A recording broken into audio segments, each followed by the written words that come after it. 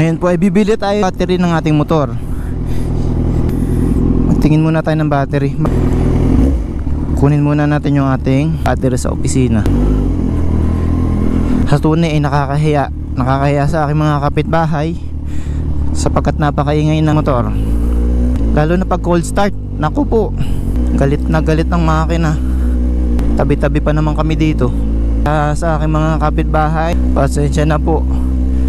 Kaya hindi ko magamit ito ng madaling araw.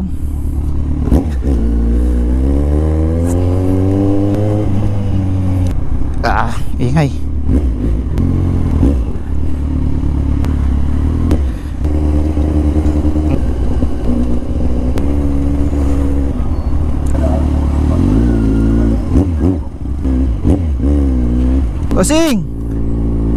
Bossing yun, yung dumali ng aking NMAX ay nagpintura, si Bossing Mark. Las ang aking gulong.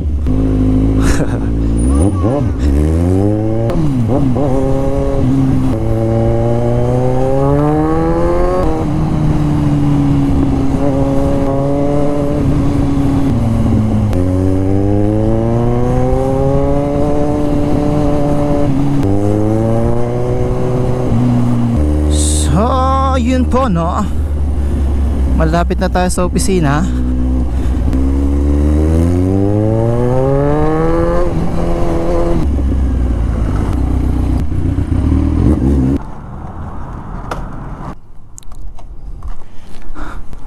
Nakakolekta ng basura.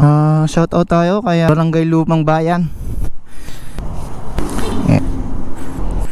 Ito nga pala yung una-unahan kong motor, na stock na, hindi na umaandar. Siguro pag tayo nagka-budget, papaayos natin to. Wala pa tayong pera, ang daming gastusin. Ngayon, nung nagpa-maintenance tayo ng sasakyan sa Toyota, napakamahal, napakagastos nga pala talaga. Pero yun naman ay sulit naman. Kaya dapat lagi ring pinapa-check ang ating mga sasakyan. Kung panahon na ng maintenance ng ating mga sasakyan, papalitan na, dapat palitan.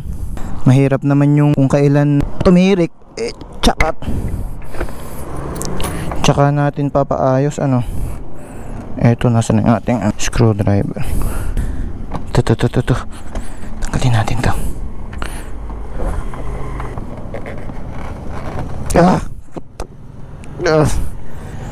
Ganit.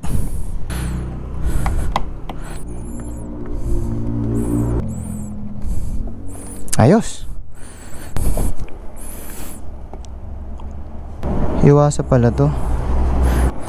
Yun lang, madumi. Nasa natin muna. Buti na lang meron tayong bag. Galing yan kay Attorney Warren Legaspi. Lahat ng team members ng aming basketball team binigyan yan. 13 ata kami. Plus t-shirt na, guys. Solid mo talaga, Attorney Warren. Thank you.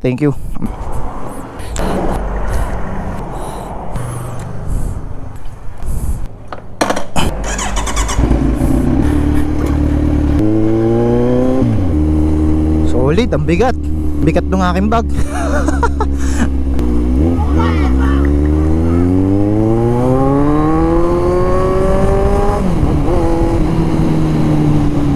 Yaw na yung mga bata sa pagbomba.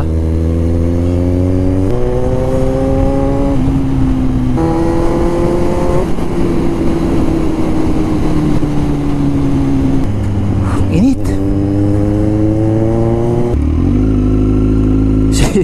Si Attorney Maulion yun.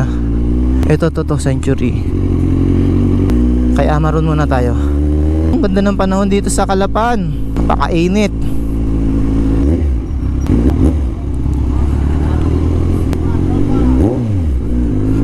Saan si sir?